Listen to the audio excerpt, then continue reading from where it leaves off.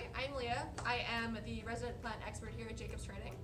If you're not familiar with our store, check the description below. We have a link to our online store and it is pretty awesome, so check it out.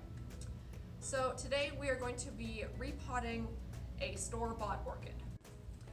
So a lot of the times store-bought orchids come in really sad little pots. Half the time they don't even stay on. So they tend to come in some kind of squishy medium, either sphagnum moss or some kind of foam. This one here is in some kind of foam, which they overwatered it, and so it was starting to grow fungus. It was just not good. So pretty much as soon as you buy an orchid, you can either wait till it's done flowering, or you can just straight up just repot it right then and there. So what you're gonna do is first start breaking away this nasty foam medium. So you kind of gotta just pry it off slowly. It'll take a little while, but careful not to damage the roots as you go. So you can see it is filled with this foam. It is not good for the orchid. So you're just gonna kind of have to carefully move around the roots and just pry this stuff off. So I'm just trying to get these last few bits off. But the reason you want to do this is because this material is just so dense, it holds so much water, it is just gonna kill your orchid within like a few days kind of thing. So what you want to put it into is a nice orchid medium. You can get them at your just local greenhouse. But it's essentially just like a mixture of wood chips. I get some large pieces of perlite as well as some charcoal and just a little bit of sphagnum moss. That's just gonna kind of hold a little bit of moisture but not overdo it. So what we're gonna do is just make sure that this guy's all clean.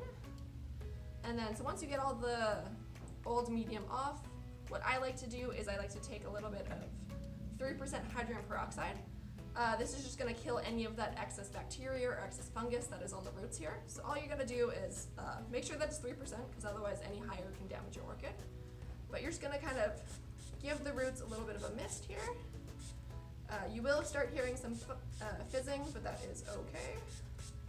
Means that it's working. Give a good amount, let it soak, it'll be good. So let that sit, it will fizz as it goes. Then the next thing that you're gonna do is you're gonna trim back all of these very dead roots. So you're gonna know a root is dead when it's not green, it is like brown, shrivelly, sometimes they can be like moldy, so they're like squishy, it's really gross. But all you're gonna do is take a pair of sterilized scissors and you're just gonna trim them back. So don't cut the new root, but cut up to the point where it's dead and just kind of trim these roots off. So this one only has a few, so we're just gonna get as many as we can here.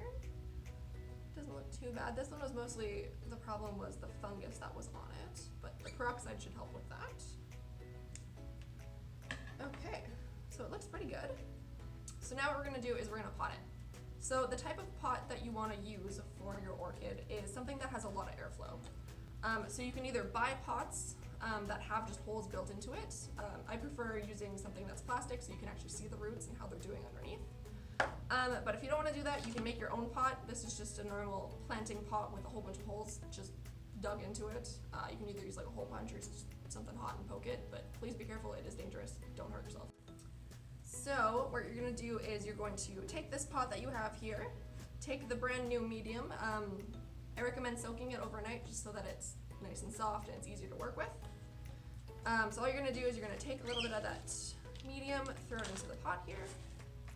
Just fill it up just a little bit on the bottom, and then you're gonna put your orchid down, make sure all those roots are spread and not super squished or anything, and then you're just gonna fill up the orchid around it.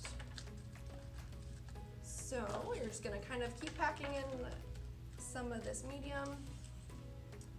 Don't pack too hard, you don't want to completely squish it. So just kind of go slow, make sure all the roots are somewhat covered.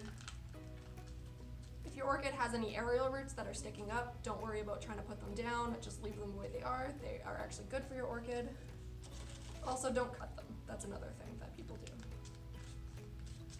So all you're gonna do is just kind of continue packing, make sure it's not super wobbly, make sure it's just kind of held in there nice.